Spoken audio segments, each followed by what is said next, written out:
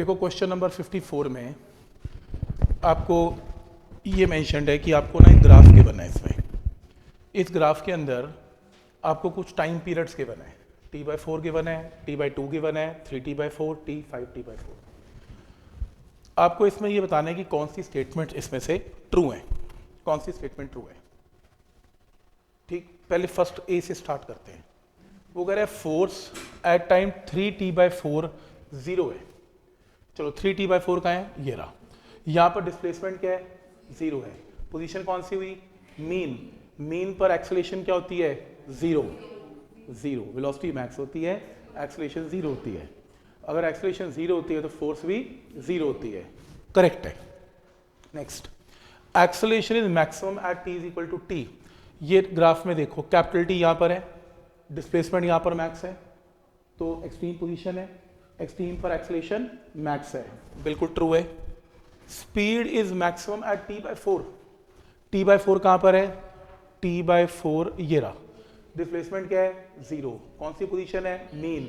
Mean position पर speed maximum है, true है, सही है। नेक्स्ट है potential and kinetic energy equal है एट टाइम t/2। t/2 कहाँ पर है, ये रहा, 2 से भी कट गया। मीन पोजीशन पर सॉरी एक्सट्रीम पोजीशन, क्योंकि डिस्प्लेसमेंट यहाँ पर मैक्स है, तो यहाँ पर पोटेंशियल काइनेटिक इक्वल नहीं होते। ABC आंसर है, सी ऑप्शन है। हाँ, बीच में कहीं होते हैं, a/√2 पे होते हैं। क्लियर है यहाँ तक। नेक्स्ट,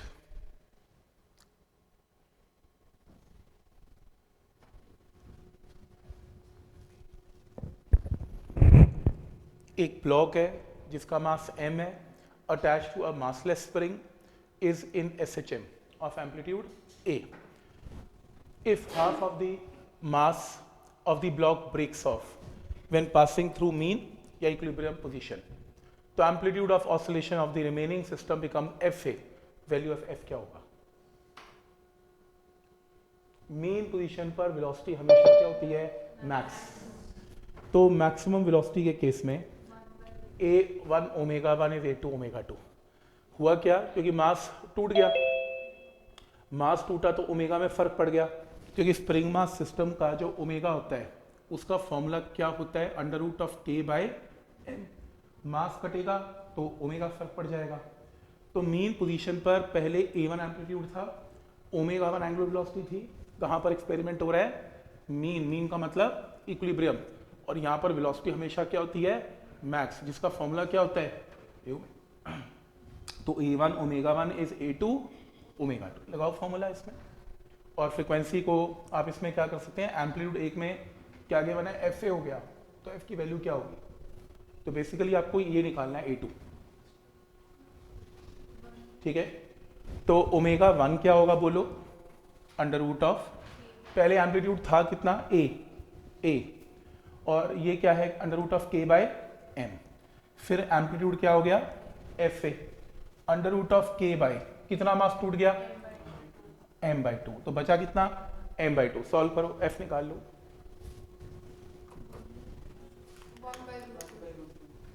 1/√2। चेक करो, 1/√2, आंसर 1/√2, ए ऑप्शन है, राइट। नेक्स्ट,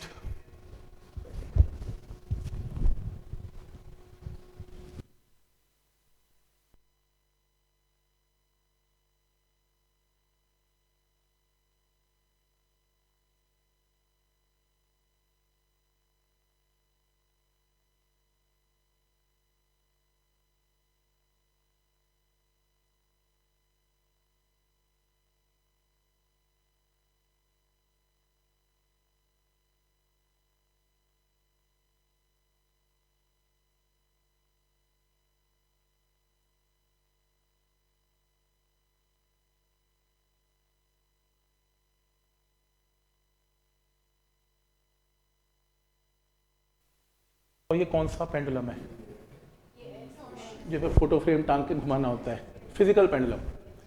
सिंपल नहीं है, फिजिकल पेंडुलम है। रिंग को घुमा रहे हो ना, रिंग को ऑसिलेट करवा रहे हो, तो फिजिकल पेंडुलम है। अब बुकलेट चेक करो, फिजिकल पेंडुलम का फॉर्मूला करवाया था एक टाइम पीरियड का, क्या था फिजिकल पेंडुलम का फॉर्मूला, क्या था,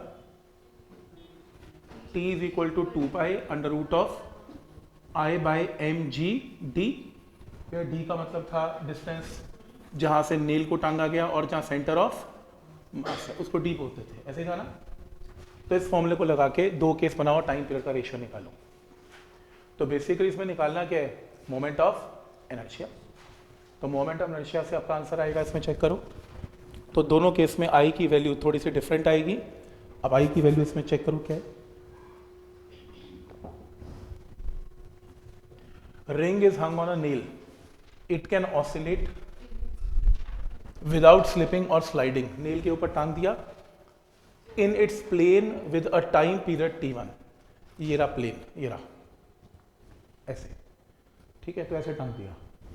तो कह रहे अब इस केस में टाइम पीरियड t1 है, तो टाइम पीरियड t1 है, तो पहले केस में मोमेंट ऑफ इनर्शिया क्या हुआ पहले ये बताओ। ये आपकी रिंग है, ये टांग दिया इस प्लेन में, ये सेंटर ऑफ मास है, तो इस एक्सिस के अबाउट रोटेशन है। इस एक्सिस में अगर रोटेशन होगी तो आई का फॉर्मूला क्या बनेगा, वैसे रिंग का फॉर्मूला होता क्या है, एम आर स्क्वायर, और इनके बीच में डिस्टेंस आर है, तो ऐड करके क्या आएगा, M R square two M R square. तो पहले केस में क्या कर दिया, इसको इस तरीके से आई की वैल्यू निकाल दी। दूसरे केस में कैसे मूव करवाया, दूसरे केस में वो कह रहा है दूसरे केस में ring is oscillating perpendicular to its plane. अब ये कैसे होता है, ये क्या बात बनी, ये रही रिंग, पहले केस में ऐसे था ये, अब कैसे है, ऐसे है। प्लेन के, ये प्लेन है, इसके परपेंडिकुलर ऐसे है। पहले ऐसे थी, जब ऐसे थी तो एक्सिस ये है, राइट। जब ऐसे है तो एक्सिस ये है, ये एक्सिस है, ये रहा डायमीटर के पैरेलल, राइट। तो रिंग का बेसिकली क्या लेना पड़ेगा आपको, पहले डायमीटर। डायमीटर में क्या होता है, हाफ एम आर स्क्वायर। तो अब एक्सिस ऐसा है, अंदर बाहर परपेंडिकुलर, तो आंसर क्या आएगा, half M R square plus M R square, तो 3/2 M R square. Time period का फॉर्मूला मैंने आपको बता दिया, under root of I by M G D. तो डी की वैल्यू सब में सेम ही है, एम और जी भी सेम है, तो time period directly proportional to under root of I. तो t1/t2 रूट i1/i2, i1 पता है, i2 पता है, सॉल्व करो आंसर। टाइम पीरियड की रेशियो निकालो। मेन काम इसमें कैलकुलेट करने का था मोमेंट ऑफ इनर्शिया। क्या बढ़िया क्वेश्चन है, रोटेशनल चेक कर लिया उसने, फिजिकल पेंडुलम चेक कर लिया उसने, और ये फॉर्मूला भी चेक हो गया, दोनों चीजें मिक्स करके चेक कर ली। पॉइंट समझ में आ रहा है यहां तक, क्योंकि जिसे फिजिकल पेंडुलम नहीं किया उसको भी बात बनेगी नहीं, जिसे रोटेशनल किया उसकी बात बनेगी नहीं, ठीक है। नेक्स्ट देखो, एन ऑब्जेक्ट जिसका मास m है is suspended at the end of the massless wire of length L, an area of cross section A, Young's modulus आपको y गिवन है, मास को पुल कर दिया और छोड़ दिया, तो टाइम पीरियड क्या होगा, बहुत आसान क्वेश्चन है। इसको स्प्रिंग मास सिस्टम मान लो, यंग मॉडुलस को छोड़ दो। स्प्रिंग मास सिस्टम का टाइम पीरियड क्या होता है, 2π√m/k, और फ्रीक्वेंसी क्या होती है 1/2π√k/m। तो अगर मैं आपको k बता दूं आपका आंसर आ जाएगा। अब आपको स्प्रिंग कांस्टेंट तो गिवन नहीं, आपको यंग्स मॉडुलस गिवन है, और हमने क्लास में किया था how to convert spring constant into Young's modulus. तो क्या था, ये फॉर्मूला डायरेक्ट याद था, ये इसको रहने दो, हमने किया था YA/L, तो तुम k की जगह क्या पुट करोगे, YA/L, आंसर याद आ रहा है, हमने कन्वर्जन की थी, ये आंसर है, ठीक है। नेक्स्ट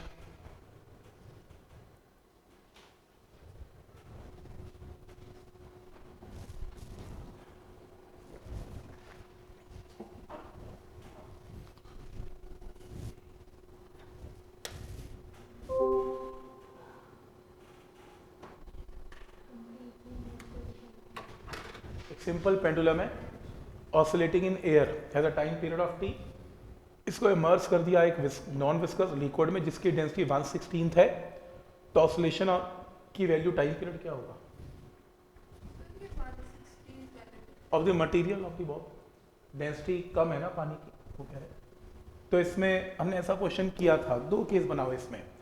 पहला केस टाइम पीरियड होता क्या है, 2π√L/g, इक्वेशन नंबर 1। जब आप इस पेंडुलम को लिक्विड में डाल देंगे तो इसका वेट क्या है mg और ऊपर क्या है अपथ्रस्ट।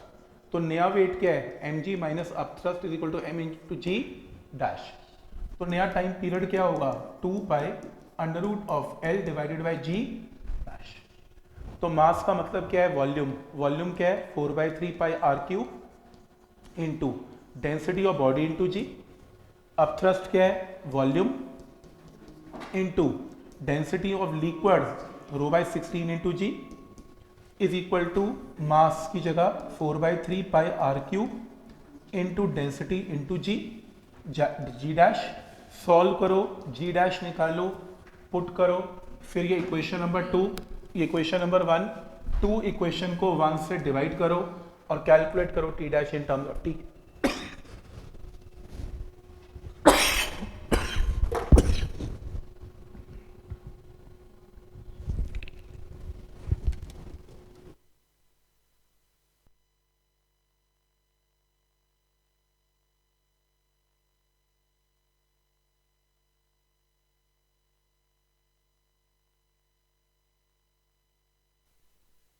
तो कैलकुलेट करो,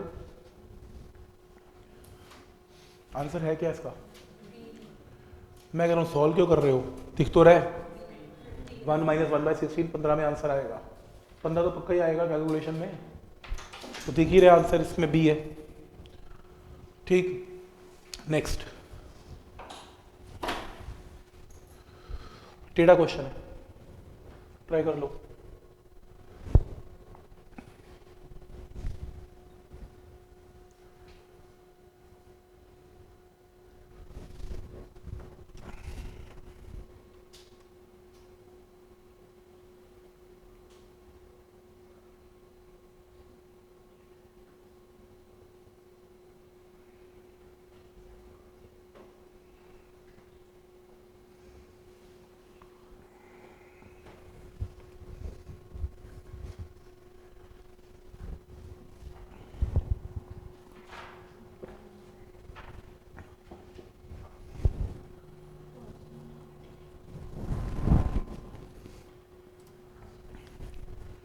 देखो क्वेश्चन समझो, दो मासेस हैं और एक का मास कितना है m/2, एक का m, दोनों को एक धागे से बांध दिया और इसको क्या किया, इसमें टॉर्शनल कांस्टेंट है के, ये कब यूज करते हैं टॉर्शनल, स्प्रिंग कांस्टेंट क्यों नहीं बोला, टॉर्शनल पेंडुलम के अंदर मतलब क्या कॉन्सेप्ट क्या यूज होगा रोटेशनल का, क्योंकि जब खींचते हैं लीनियरली तो स्प्रिंग कांस्टेंट है और जब घुमाते हैं ट्विस्ट करते हैं तो टॉर्शनल पेंडुलम में, ये टॉर्शनल पेंडुलम की तरह ही है, तो ऐसे घुमाएंगे तो टॉर्शनल कांस्टेंट यूज करेंगे, तो टॉर्क की एप्लीकेशन होने वाली है मुझे लगता है आगे।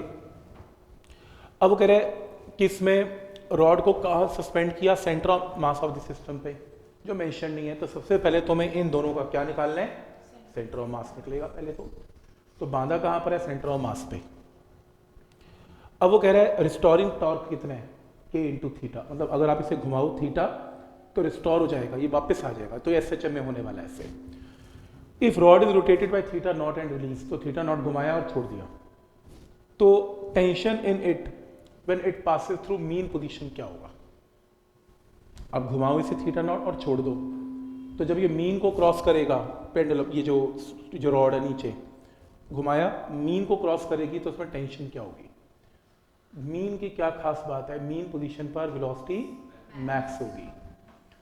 तो सबसे पहले काम करना पड़ेगा, इसके अंदर मैंने ये आपके पास वो रॉड है जो घूमेगी, मैंने यहाँ m/2 और m बना लिया, तो 0,0 और l,0 लिया, सेंटर ऑफ मास की लोकेशन निकाल दी, मान लो ये सेंटर ऑफ मास जहाँ वो धागा बना हुआ है, सेंटर ऑफ मास की लोकेशन कैसे निकलेगी, m/2 ओरिजिन पे है, वो m कहाँ पर है, l डिस्टेंस पे है, upon m1 plus m2, solve करेंगे तो 12/3, तो ये डिस्टेंस कितना आ गया 12/3 और ये डिस्टेंस कितना आ गया l/3, सही है यहाँ तक। नेक्स्ट है, अब मैंने इसे थोड़ा घुमा दिया, मतलब आपको ऐसा लग रहा है, ऐसा नहीं है, ये ऐसा है ना, आपको लग रहा है ये ऐसे घूम गया, नहीं ऐसा नहीं घूमा, ये ऐसे घूमा है, तो मैंने इसे घुमा दिया by some angle theta naught, जैसे उसने बोला, तो इसका एम्पलीट्यूड क्या होगा घूमने का, तो angle is equal to arc by radius, arc is equal to angle into radius, तो l/3 इंटू थीटा नॉट इसका एम्पलीट्यूड है। ठीक, तो एक सेक्टर है ना, angle is equal to arc by radius L by three, क्योंकि इसका रेडियस कितना आएगा एल बाई थ्री, तो सेंटर ऑफ मास की लेंथ कितनी आएगी एल बाई थ्री। तो यहाँ से घुमाएंगे तो क्या आएगा, angle is arc by radius, arc is angle into radius. तो यहाँ पर जब ये क्रॉस करेगा तो वेलोसिटी क्या होगी, मैक्स। मैक्स वेलोसिटी क्या होती है, ए ओमेगा। एम्पलीट्यूड कितना है, L by three into theta not. और ओमेगा क्या होता है, टॉर्शनल पेंडुलम में जाओ, ओमेगा का फॉर्मूला था अंडर रूट ऑफ के बाय आई। टॉर्शनल पेंडुलम का रिजल्ट है इसमें, के for torsional constant, I for moment of inertia.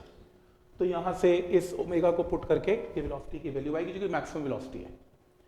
अब जब ये क्रॉस करेगी यहाँ पर, तो यहाँ पर टेंशन होगी, टेंशन सेंट्रीपिटल की तरह काम करेगी। तो टेंशन का फॉर्मूला क्या है, M V square by R. लेकिन इस मास का रेडियस कितना है, एल बाई थ्री। तो ये वी मैक्स चल रहा है, ये वी मैक्स, तो मैंने वी मैक्स की वैल्यू वहां से यहाँ पुट कर दी। इसको सॉल्व करते हैं, क्या आंसर आएगा देखें। ठीक है, ठीक है, तो 3m we square by L की जगह एल बाई थ्री, थ्री ऊपर चला गया। वी मैक्स की वैल्यू मैंने ऊपर से यहाँ पुट कर दी। इसको मैंने जब ओपन किया तो मेरे पास ओपन करके ये वैल्यू आ गई। अब आई की वैल्यू कैसे निकलेगी, m बाई टू की दूरी क्या थी सेंटर ऑफ मास से, 2l बाई थ्री, और m की दूरी क्या थी, l बाई थ्री, ये थ्री है, l बाई थ्री। इसका स्क्वायर करेंगे तो आई की वैल्यू को जब मैंने यहाँ पुट किया मेरा आंसर आया। तो ये बुक्स का सोल्यूशन बहुत अच्छा गिवन नहीं है, मेरे को खुद थोड़ा सॉल्व करना पड़ा इसे, बट पॉइंट समझ में आ रहा है। मेडिकल में नहीं आएगा ये, मेडिकल में नहीं आएगा, कोई चिंता नहीं है। नॉन मेडिकल की ही प्रॉब्लम है, और वो भी वन ऑफ दी मतलब थोड़ी टेढ़ी प्रॉब्लम है जो आज तक की आई हुई है। हाँ देखो, तो आपने क्या किया, एक बार वेलोसिटी निकाल ली V max, tension M V square by R है, वी मैक्स होगा तो टी मैक्स होगा, यहाँ पुट कर दी बस। उसके बाद फिर आई पुट कर दिया, आंसर आ गया।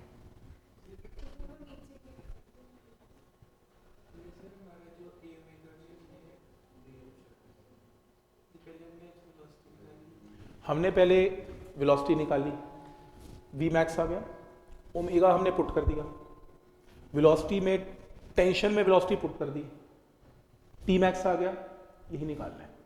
और आई की जगह मोमेंट ऑफ इनर्शिया निकाल दिया सिस्टम का, पुट करके आंसर आ गया। ठीक, तो थोड़ा ट्रिकी है, पर नॉन मेडिकल में आया हुआ मैं ये भी नहीं कह सकता कि आएगा नहीं, तो आ गया। और मेडिकल में तो बिल्कुल मुश्किल है क्वेश्चन, नहीं आ पाएगा।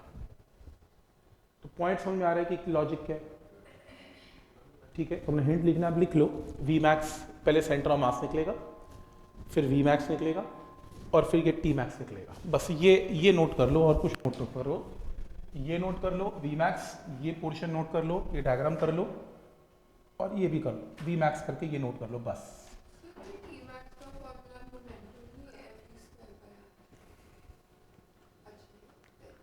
सेंट्रीपिटल फोर्स है, टेंशन इज सेंट्रीपिटल फोर्सेस में टुवर्ड सेंटर। चाहिए नहीं, ऊंची टेंशन है इसलिए नहीं चाहिए। आपको वो समझा सके it's a case of a torsional pendulum, लेकिन हमें तो वैसे ही पता है जिस क्वेश्चन में टॉर्शनल वर्ड गिवन हो तो वो तो पक्का टॉर्क की ही एग्जांपल है। तो टॉर्शनल पेंडुलम, वैसे भी ये ऐसी चीज घूमना तो टॉर्शनल पेंडुलम है ना, तो ये तो हम घर से पढ़ के जाएंगे ना, तो उसको समझाने की जरूरत ही नहीं है।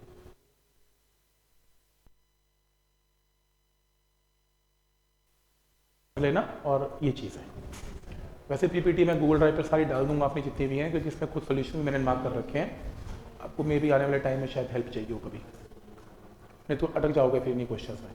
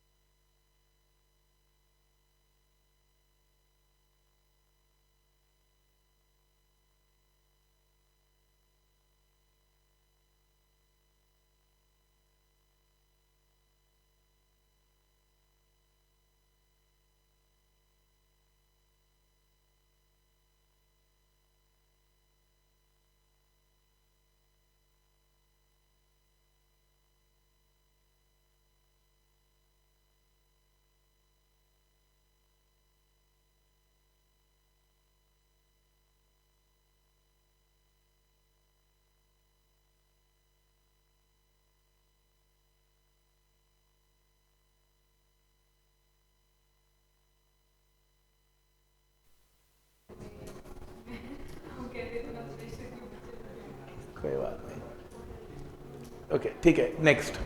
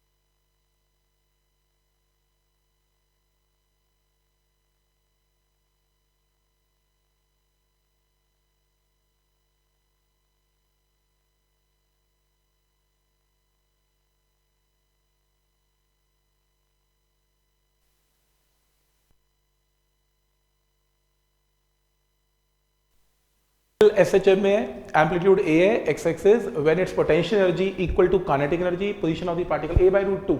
तो सिंपल हमने किया था, काइनेटिक पोटेंशियल को इक्वल कर दें। नेक्स्ट,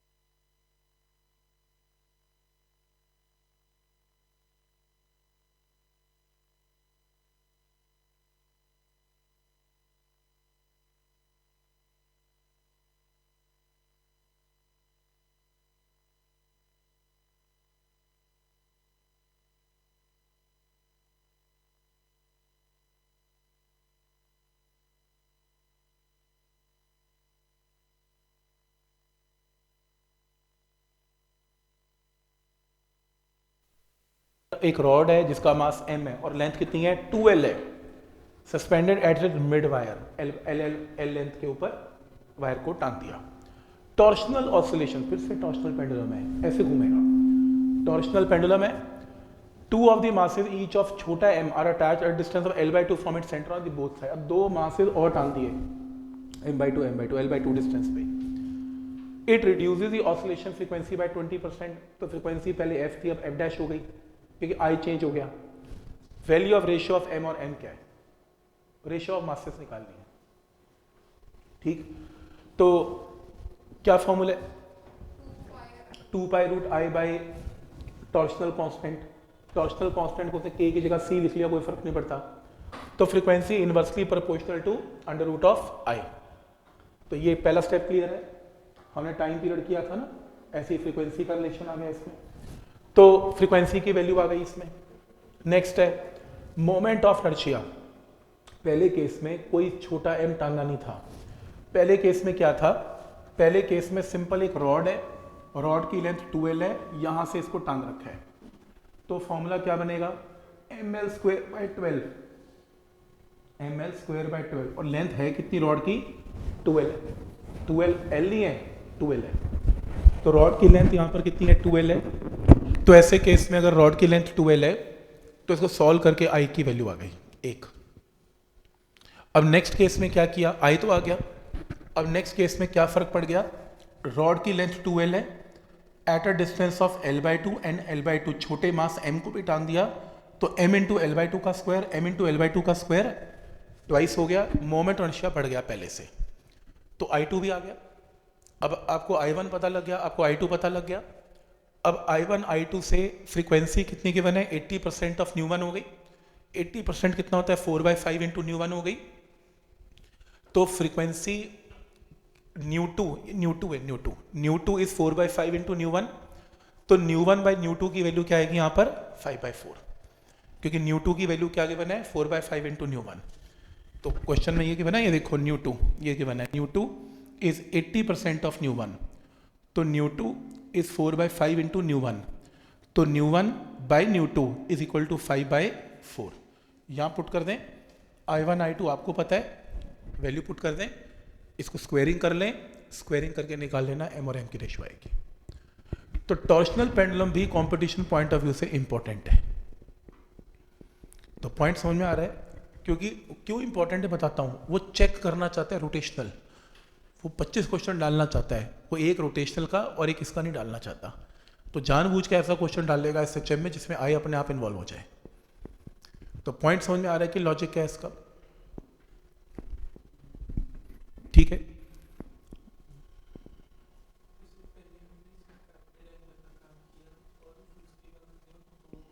हाँ, दो और मासेस जोड़ दिए, ठीक है। तो फिर पहले सिर्फ कैपिटल M का ही मोमेंट होना चाहिए, अब कैपिटल M का तो है ही है, साथ में छोटे m का भी ऐड हो गया। l/2 डिस्टेंस पे है तो m into l/2 square, m into l/2 square add हो गया। तो मेथड समझ में आ रहा है सबको? देखो ये सारे क्वेश्चन आपको खुद एक बार अपने रजिस्टर में करने ही हैं। आप अगर ये सोच रहे हैं कि मेरे हो गए तो नहीं हुए, हाँ आपको एक ट्रिक पता लग गया कि इस टाइप से मेरे को सोचना है, बस करने आपको पड़ेंगे। नेक्स्ट,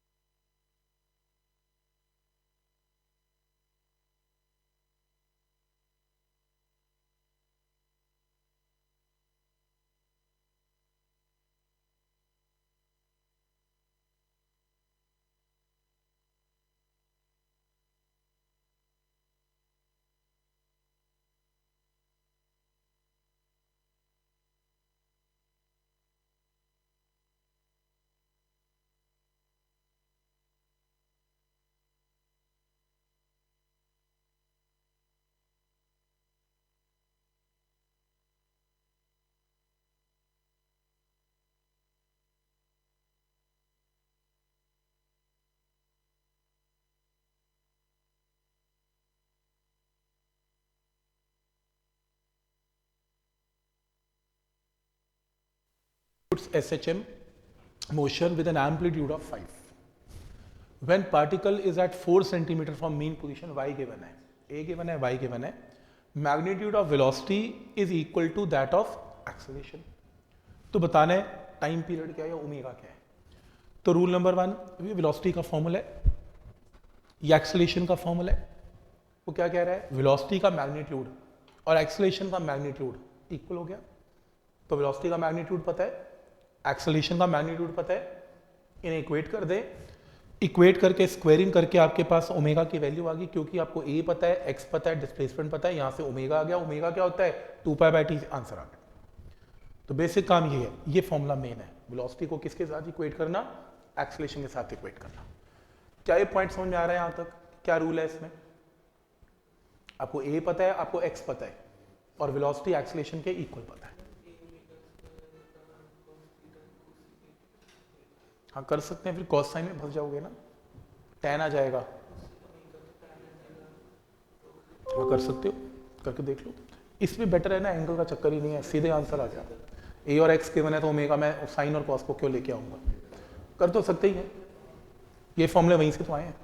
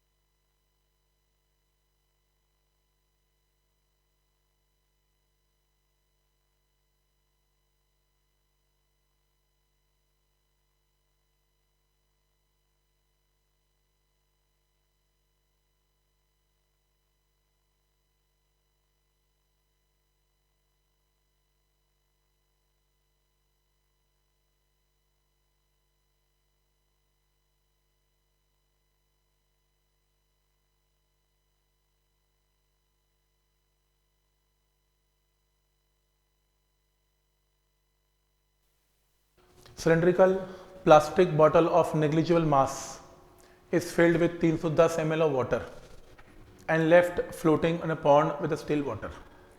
तो कह रहा है इसमें एक बॉटल है, मास नेग्लिजिबल है, 310 ml ऑफ वाटर है इसमें और फ्लोट कर रहा है स्टिल वाटर में। मैंने दबा दिया और छोड़ दिया तो वैसे एच में आ गया। तो मैंने इसको रेडियस आपको गिवन है, ओमेगा आपको निकालना है क्या होगा इसमें, अपथ्रस्ट होगी। देखो एक तो तरीका है मैं डेरिवेशन लगा दूं, वो डेरिवेशन करवाई थी, सिलेंडर फ्लोट कर रहा है, याद है वो मेरे को याद नहीं, लेकिन टाइम पीरियड उसका क्या है, मुझे उसका टाइम पीरियड नहीं पता। तुम्हें पता है तुम लगा दो, कोई प्रॉब्लम नहीं है। अब नहीं पता तो पेपर में भूल ही जाओगे तुम भी। तो क्या करना पड़ेगा इसमें, कुछ ऐसा करना पड़ेगा, आपने दबाया इसे, एक्स्ट्रा वॉल्यूम कितना डिस्प्लेस किया, एरिया ऑफ सिलेंडर इनटू कितना डिस्प्लेस किया, एक्स। अब होगा क्या, अब थ्रस्ट तो पहले भी था, अब थ्रस्ट, अब नया अपथ्रस्ट आ गया। एक्स्ट्रा अपथ्रस्ट कितना है, नए अपथ्रस्ट और पुराने अपथ्रस्ट का डिफरेंस। और बेसिकली अगर निकालना है तो वॉल्यूम की जगह ax, volume extra volume displaced into density into g, ये होगा इसका रिस्टोरिंग फोर्स। तो मैं इसे बिना फॉर्मूले के कर रहा हूं, तो जो आपने एक्स्ट्रा पानी और डिस्प्लेस किया x, उसी का एक्स्ट्रा अपथ्रस्ट जनरेट हो जाएगा जो सिलेंडर को ऊपर पुश करेगा। तो ये स्टेप क्लियर है, area into X into rho into G, ये रिस्टोरिंग फोर्स है। रिस्टोरिंग फोर्स की में डेंसिटी लिक्विड की वाटर है, वाटर की 1000 है, एरिया πr² गिवन है और x तुम्हें गिवन नहीं, तुमने कितना प्रेस किया। तो रिस्टोरिंग फोर्स आ गई सॉल्व करके। रिस्टोरिंग फोर्स हमेशा किसके इक्वल होती है, सम कांस्टेंट इनटू x, ठीक है। एसएचएम के अंदर force is proportional to x with negative sign. तो बची हुई टर्म क्या होगी, ये कांस्टेंट, बची हुई टर्म क्या होगी, कांस्टेंट। तो मैंने k निकाल लिया, k आ गया। किसी भी स्टैंडर्ड एसएचएम में ओमेगा क्या होता है, रूट k/m। मास को वॉल्यूम इनटू डेंसिटी से निकाल लेना, तो मैं वॉल्यूम गिवन है इतने 310 ml, तो वहां से सॉल्व करके ओमेगा की वैल्यू आ जाएगी। मतलब ये तरीका बता रहा हूं कि अगर आपको क्वेश्चन में ये गिवन हो कि वो कुछ प्रेस करके छोड़ दिया गया, तो क्वेश्चन को कैसे करना है, ठीक है। तो इसको k कंपेयर करके वहां से ओमेगा की वैल्यू निकाल के आंसर आएगा। तो एक्स्ट्रा अपथ्रस्ट निकाल लेना आपने, इस अपथ्रस्ट को कंपेयर करके k निकाल के ओमेगा रूट k/m से सॉल्व करके आंसर आएगा। तो अगर फॉर्मूला भूल भी गए तो कोई बात नहीं, और अगर याद है तो अच्छी बात है। वैसे याद करना बहुत मुश्किल है उस फॉर्मूला को, बेटर है कि मेरे ख्याल से ऐसे कुछ कॉन्सेप्ट बना लिया जाए, ठीक है। तो मेथड पे फोकस करो, मेथड समझ में आ रहा है यहाँ तक, क्या रूल है इसका, ठीक, तो मैंने इस क्वेश्चन को ऐसे किया, और वैसे इसका आंसर ऑप्शन में कुछ गिवन नहीं है, वो कह रहा है मेंस वालों से गलत डला है question.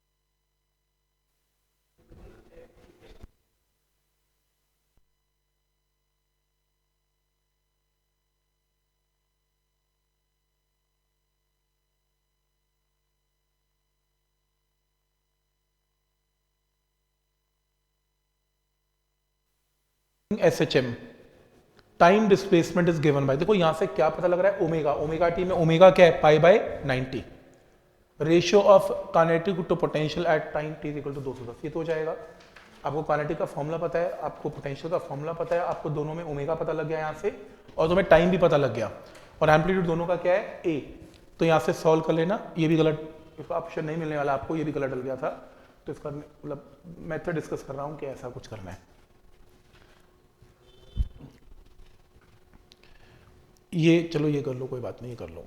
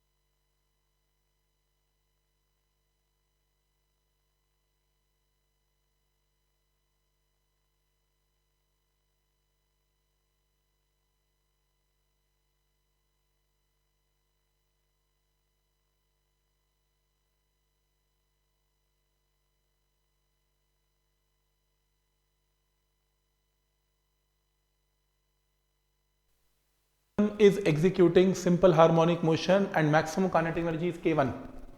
If the length of the pendulum is doubled and it performs simple harmonic motion with same amplitude as in the first case, तो maximum kinetic energy क्या होगी? तो maximum kinetic energy क्या होती है? Total energy. अब फर्क कहाँ पर पड़ने वाला है? ओमेगा में, टाइम पीरियड या ओमेगा में। कैसे? आपकी मैक्सिमम काइनेटिक एनर्जी का formula half M omega square A square, ये देखो ओमेगा 1 स्क्वायर कर दिया मैंने, ये रहा मैक्सिमम काइनेटिक एनर्जी। नई एनर्जी में क्या हुआ? A2 ओमेगा 2 हो गया, पर A2 और A1 तो सेम ही है, एम्पलीट्यूड तो चेंज ही नहीं हुआ, वो कह रहे हैं।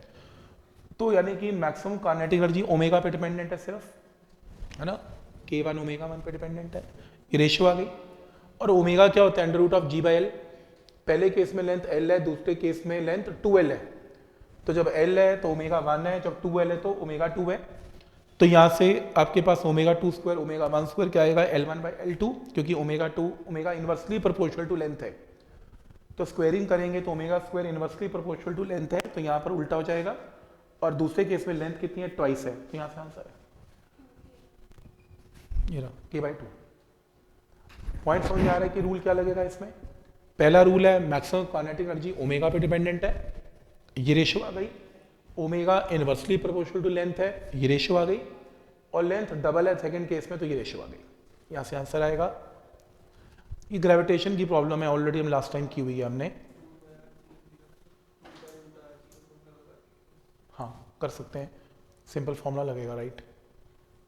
ये क्वेश्चन में किया था क्लास में, याद है? नहीं याद, कर लो फिर।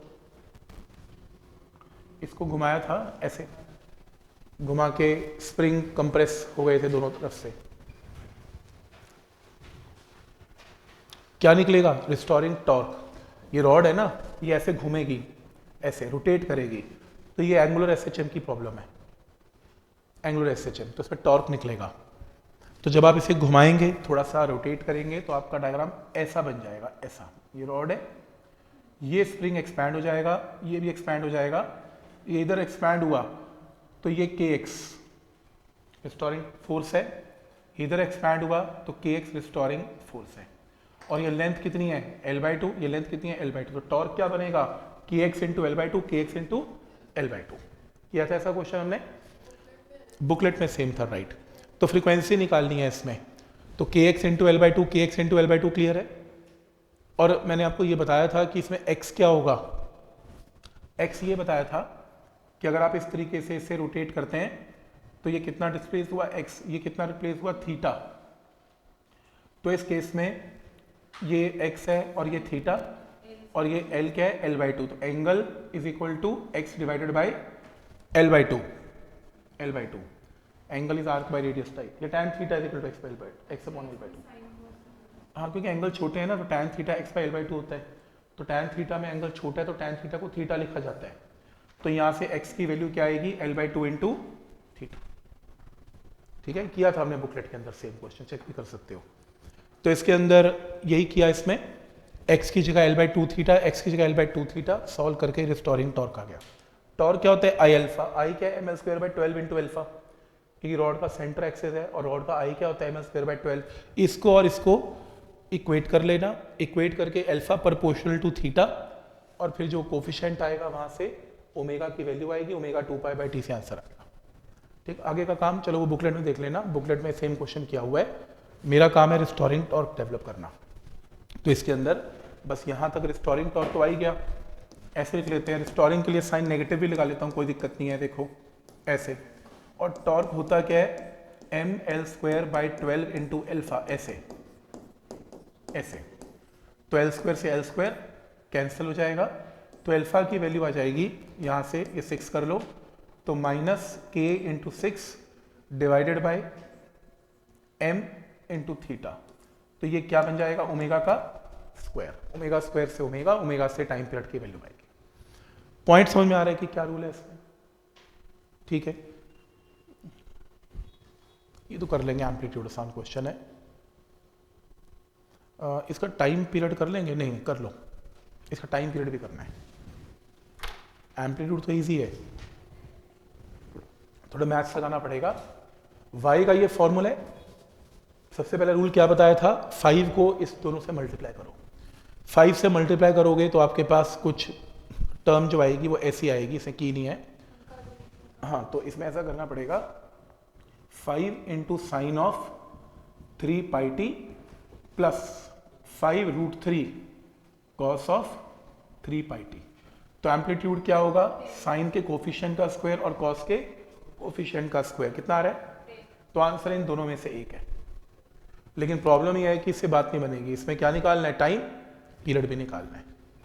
तो इसमें टाइम पीरियड भी निकालना है, और टाइम पीरियड निकालने का और कोई तरीका है नहीं मेरे पास, मैथ लगाना पड़ेगा। तो मैथ्स की स्किल लगाओ और इसको भी आंसर है, मैथ्स की स्किल लगा के 2 से मल्टीप्लाई 2 से डिवाइड करो। जब ऐसा करोगे तो हाफ को लिखो कॉस ऑफ π/3 और √3/2 को साइन ऑफ π/3। तो cos A sine B, sine A cos B को sine of a plus B. तो आपको क्या चाहिए होगा यहाँ पर 3 पाई टी। तो ओमेगा की वैल्यू कितनी है 3 पाई, तो टाइम पीरियड क्या होगा 2 पाई अपॉन 3 पाई, 2/3। वैसे इतना करने की जरूरत नहीं है, डिफ्रेंसिएशन करने की भी जरूरत नहीं है, यहीं से दिख रहा है ओमेगा टी है, तो सॉल्व करने की जरूरत नहीं है। आपको अगर ये क्वेश्चन आ जाए तो एम्पलीट्यूड का शॉर्टकट तो पता ही है। यहां पर ओमेगा टी में ओमेगा कितना है 2 पाई, ओमेगा कितना है 3 पाई, ओमेगा 2 पाई/t है, वहां से टाइम पीरियड निकाल लेना, ओमेगा 3 पाई पुट करके आंसर, कुछ करना ही नहीं है। ठीक है, नेक्स्ट है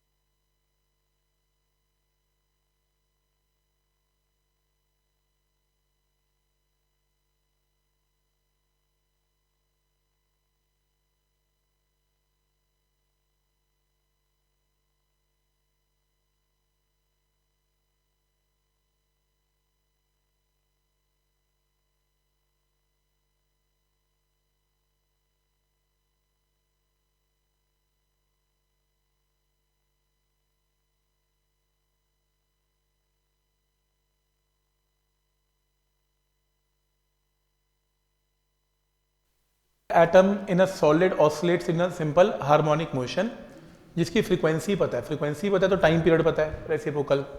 फोर्स कांस्टेंट निकालना है के। अब ये ना स्प्रिंग मास सिस्टम की तरह है, मॉलिक्यूल जो मास घूम रहा है, तो आप simple formula T=2 π√m/k, frequency reciprocal है, फ्रीक्वेंसी पता है, मास निकालना है। अब मास कैसे निकलेगा, 1 एटम, तो m का मतलब एक एटम है।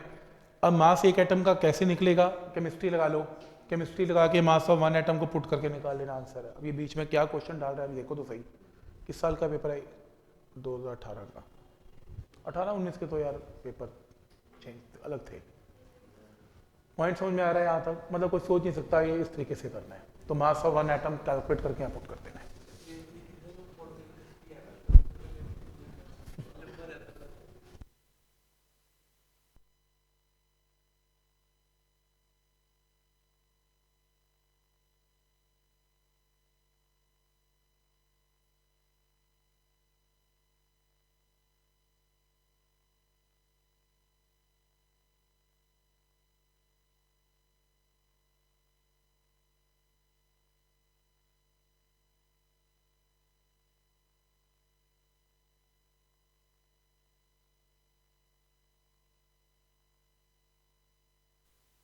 क्वेश्चन के अंदर 2 सिंपल हार्मोनिक मोशंस हैं, ये रही, and they are combined to form Lissajous figure. Lissajous figure होता है जब 2 simple harmonic motions perpendicular move करें। हाँ, तो इसको लिसाजोस ही बोलते हैं। तो इसकी कोई जरूरत नहीं है मेरे को बताने की, वो खुद ही बता रहा है, इसी को लिसाजोस बोलते हैं। पर लोग तो क्वेश्चन छोड़ आएंगे ना कि आपने लिसाजोस फिगर नहीं करवाई। तो अगर मैं ग्राफ प्लॉट को लिसाजोस फिगर की, तो एक साइन कर्व यहाँ बनता है, एक साइन कर्व यहाँ बनता है। इस फिगर को जो इकट्ठी बनती हैं उन लिसाजोस फिगर बोलते हैं। अब इसमें इसकी मेरे को कोई ज़रूरत नहीं है, हिट एंड ट्रायल करना पड़ेगा। वो कह रहा है पहला ऑप्शन है, अगर मैं ए और बी को इक्वल कर दूं और ए और स्मॉल बी को भी इक्वल कर दूं, डेल्टा को मैं पाई पुट कर दूं, π/2 पुट कर दूं, तो पुट करो और क्या इक्वेशन स्ट्रेट लाइन आ रही है, चेक करके बताओ। तो कर लो, ये देखो मैंने भी की हुई है। ए और बी को इक्वल किया, ए और बी को इक्वल किया, डेल्टा पाई बाय 2 पुट किया। तो जब मैंने ए और बी को इक्वल किया, पाई बाय 2 पुट किया, तो एक कॉस फंक्शन बन गया, एक साइन बना, एक कॉस बना। मैंने स्क्वेयरिंग एंड एडिंग किया, स्क्वेयरिंग एंड एडिंग करके साइन स्क्वायर कॉस स्क्वायर क्या बना, 1 बना। तो मेरे पास इक्वेशन सर्कल की बन गई। और वो क्या बोल रहा है, स्ट्रेट लाइन ना, स्ट्रेट लाइन नहीं है, सर्कल है। मेडिकल में नहीं आएगा, मेडिकल में नहीं आएगा, ठीक है। फिर वो कहता है सेकेंड ऑप्शन है ए नॉट इक्वल टू बी करो, ए बी इक्वल करो, डेल्टा 0 करो, फिर करो ए बी नॉट इक्वल करो। तो ए और बी इक्वल करके स्मॉल ए स्मॉल बी इक्वल करके डेल्टा को 0 पुट करके ये इक्वेशन आती है। इस इक्वेशन से sine of 80 X by A, sine of 80 Y by B equate करके स्ट्रेट लाइन आती है। लेकिन वो क्या कह रहा है, पैराबोला, गलत बात कर रहा है। अब ये सर्कल आ नहीं सकती क्योंकि ये सर्कल है, तो फिर एंड में दिख रहा है कि एलिप्स है, तो मैंने एलिप्स भी करके दिखाया इसमें। तो आखिरी केस में वो कह रहा है कि इसमें डेल्टा को पाई बाय 2 पुट करो, पाई बाय 2 करके ये cos 80 आ गया, और ए और बी इक्वल करो। ये देखो इक्वेशन क्या बनेगी, पाई बाय 2 पुट करके cos, एक sine, cos of 80 X by A, sine of 80 Y by B. तो आप इन्हें स्क्वेयरिंग एडिंग करोगे तो मैथ्स वालों को पता ही एलिप्स की इक्वेशन बनेगी। तो मेडिकल में बिल्कुल भी नहीं आएगा, नॉन मेडिकल में आया हुआ क्वेश्चन, हिट एंड ट्रायल है, टोटल हिट एंड ट्रायल है, ठीक है। ऐसा लग रहा है मैथ की क्वेश्चंस, कोऑर्डिनेट ज्योमेट्री स्टार्ट हो गई है। नेक्स्ट,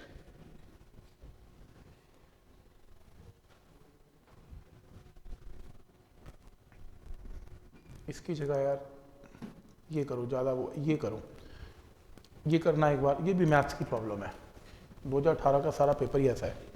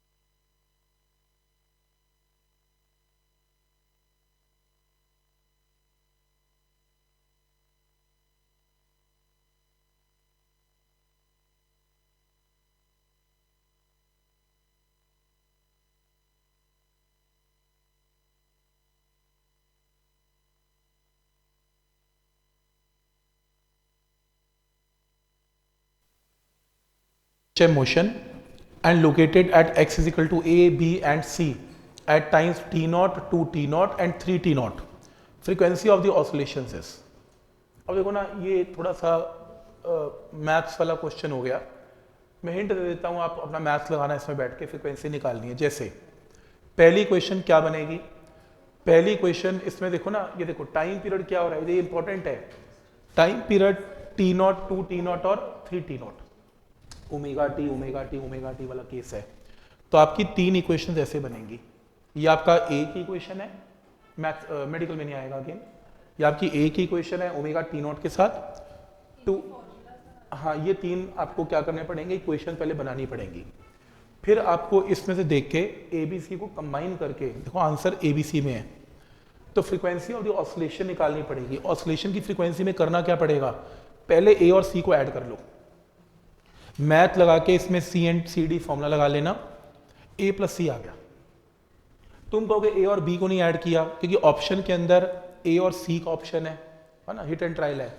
ए और बी भी करके देखोगे, ए और सी करके देखोगे, जब ए और सी कर दिया और उसको ट्वाइस बी से डिवाइड किया, ए और सी ऐड किया, ट्वाइस बी से डिवाइड किया, डिवाइड करके अपना आंसर आ गया। यहाँ से ओमेगा निकालना है क्योंकि बाकी सब कुछ कट गया, तो यहाँ से आंसर कॉस में बचेगा, कॉस इनवर्स हो जाएगा, आंसर भी कॉस इनवर्स में चल रहा है। तो हिट एंड ट्रायल है, तीन इक्वेशन बना के पुट करके यहाँ से फ्रीक्वेंसी की वैल्यू को कैलकुलेट करना है। तो एक बार घर जाकर ट्राई करना, मतलब ए बी सी की इक्वेशन बना के उन्हें अकॉर्डिंग टू ऑप्शंस, ये ऑप्शन देख रहे हो, A plus B by two C करके देखो, फिर A plus two B by three C, तो वहां से ना आपको हिंट हो जाएगा कि किस फॉर्म में इसका आंसर निकाला जा सकता है। तो इस तरीके से करना है, ये आसान है। काइनेटिक एनर्जी का निकालना है, इसमें टाइम के साथ कैसे काइनेटिक एनर्जी चेंज हो रही है, ये क्वेश्चन।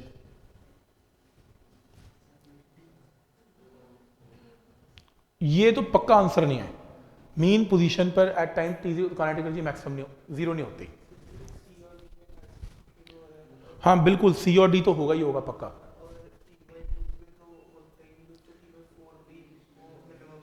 बिल्कुल, टी बाई टू पे क्या होता है, हाँ इधर से इधर चला जा चुका होता है, हाँ वापस आ चुका होता है, राइट। तो काइनेटिक एनर्जी जीरो, इसमें क्या जीरो तो नहीं होती ना, मैक्सिमम होती है, तो फिर ये ऑप्शन हुआ ना, मैक्सिमम हुआ, ये ऑप्शन हुआ। वैसे एक बात बताओ, बहुत बार एक क्वेश्चन आता है काइनेटिक एनर्जी और पोटेंशियल एनर्जी का टाइम पीरियड क्या होता है एसएचएफ में, बहुत बार आता है, टी बाई टू, राइट। अगर एक पेंडुलम मूव कर रहा है, उसका टाइम पीरियड डिस्प्लेसमेंट का टी है, काइनेटिक और पोटेंशियल का टाइम पीरियड टी नहीं होता, टी बाई टू होता है। मैंने शायद करवाया भी था, उसमें ओमेगा स्क्वायर में आ जाता है टी बाई टू। और वैसे भी लॉजिक बताऊं, पोटेंशियल यहाँ पर क्या मैक्स है, देखो पोटेंशियल वेक्टर तो है नहीं कि नेगेटिव होगा, मैक्स है, जीरो से मैक्स है, टी बाई टू टाइम में हो गया, मैक्स से मैक्स वैल्यू देखो, टी बाई टू टाइम में हो गया, खत्म हो गया, ठीक, भूलना नहीं है इसे। नेक्स्ट है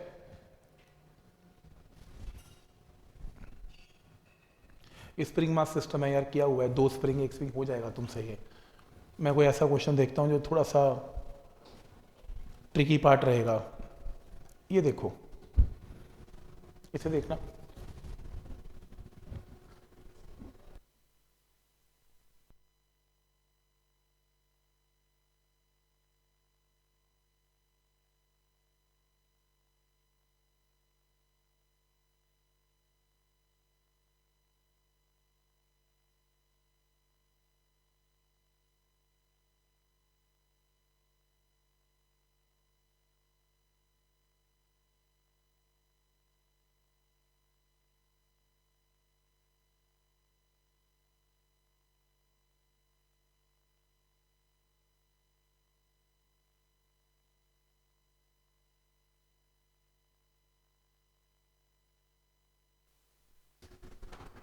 particle performs simple harmonic motion with amplitude A.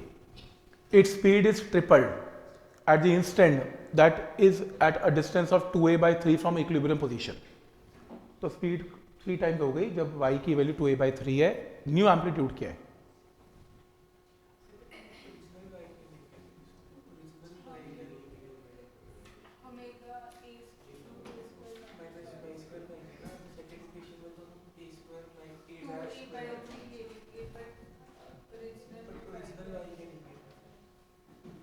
Original y, जो v की स्पीड वो अगली 3v होगी, 3v तो मतलब कि वो ओमेगा माइनस, इसमें स्पीड मैक्स, देखो बताता हूँ, स्पीड 3 टाइम्स हो गई, देखो एम्पलीट्यूड a में अच्छा वाला मूव कर रहा था, उसकी स्पीड 3 गुना हो गई जब उसका डिस्टेंस 2a by 3 है from its equilibrium position, triple हो गई।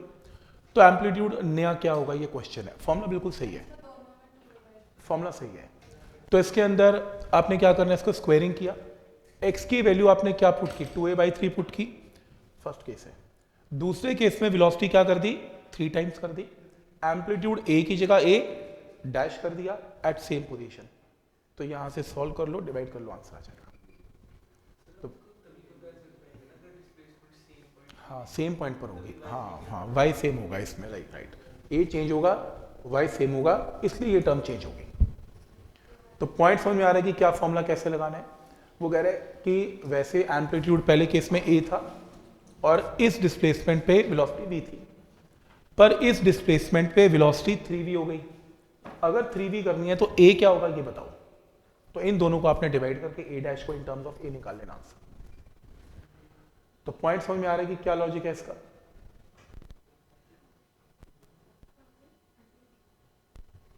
ठीक है answer. Next,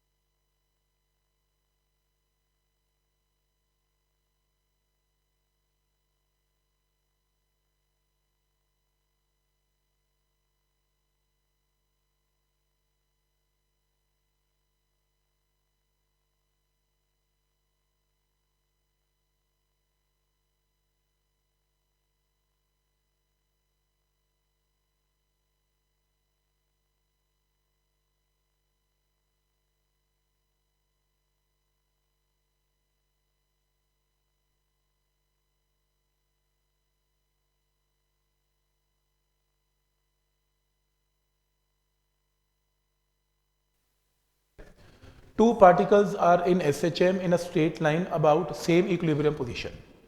Amplitude and time period for the both particles are same, a and t same है, speed भी यानी कि घूमने की सेम है उनकी, ओमेगा सेम है। At time t is equal to 0, one particle has displacement a यानी कि एक्सट्रीम पोजीशन पर है plus a, and other has a displacement minus a and they are moving toward each other, एक दूसरे की तरफ आ रहे हैं। तो अगर मैं पेंडुलम ड्रॉ करूं तो मेरा एक पेंडुलम यहां बनेगा ऐसे, यहां पर है, और मेरा दूसरा पेंडुलम कहां बनेगा, ये माइनस ए है, ये माइनस ए है, ये माइनस ए की पोजीशन है। दूसरा पेंडुलम कहां पर बनेगा, माइनस ए बाई 2 पे इस तरफ आएगा ऐसे।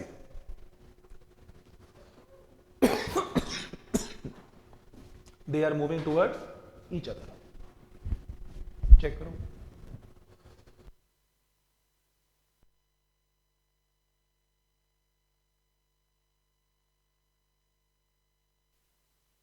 Minus A by 2 mid point है, इधर आ रहा है, ए का मतलब इधर से इधर आ रहा है। अब सर्कल बनाए, आ रहा हूं, सर्कल बनाए, लो सर्कल बनाओ, ये रहा। x इज इक्वल टू ए का मतलब वो यहां पर है, ए का मतलब वो यहां पर है, और दूसरा माइनस ए बाई 2 का मतलब वो यहां पर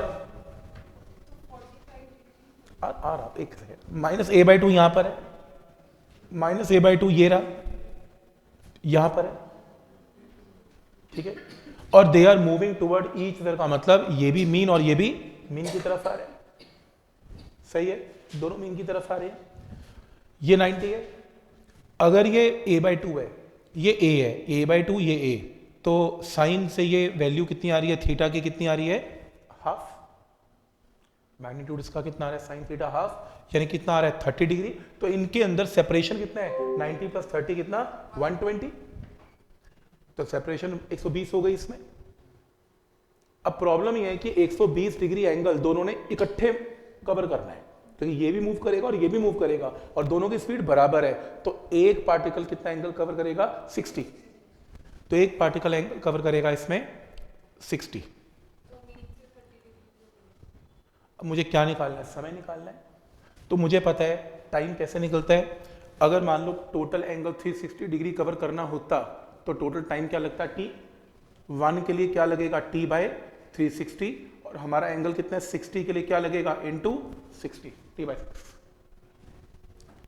बुक का सोल्यूशन थोड़ा कॉम्प्लिकेटेड है, वो मैथमेटिकल इक्वेशन से कर रहा है। पॉइंट समझ में आ रहा है कि लॉजिक क्या है इसमें।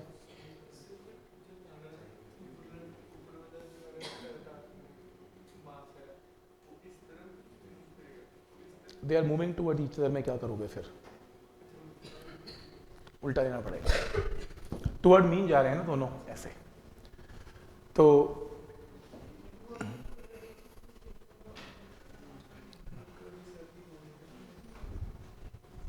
नेक्स्ट,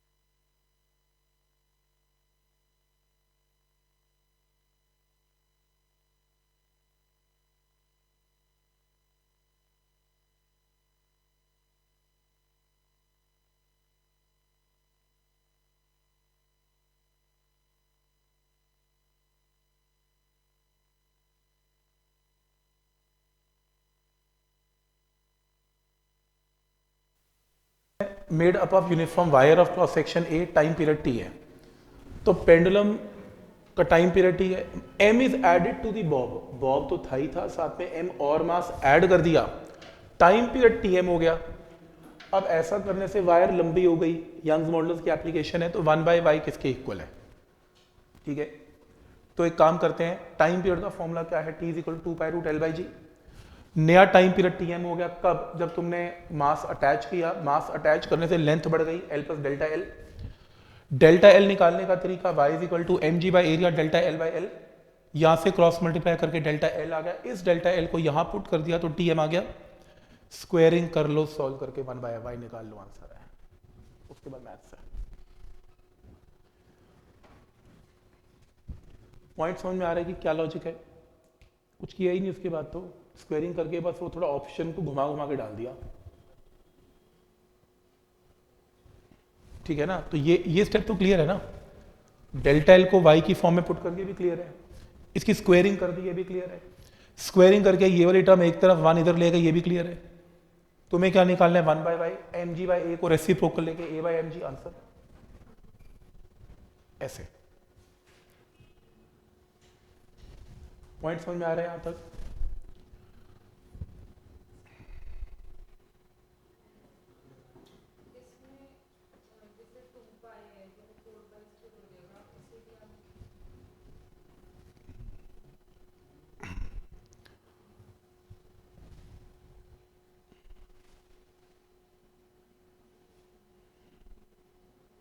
आंसर नहीं आ रहा है इसमें?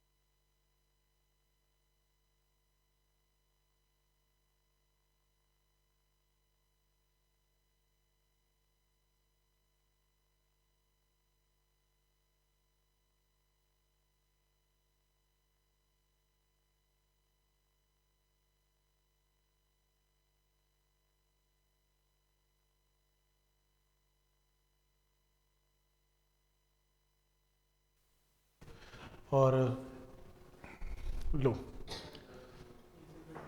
ये लेसाजो फिगर टाइप ही लग रहा है। कैसे?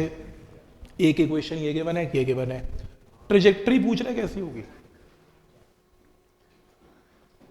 अब मैथ्स लगा के पहले ये रहा एक्स, ये रहा वाई, मेडिकल में नहीं आएगा, साइन टू ओमेगा टी, फिर वाई और एक्स का रिलेशन, जो कि साइन ओमेगा टी को क्या लिख सकते हैं? एक्स बाई ए, और cos omega T 1 minus sine square omega T में sine omega T 1 minus under root of X square A square.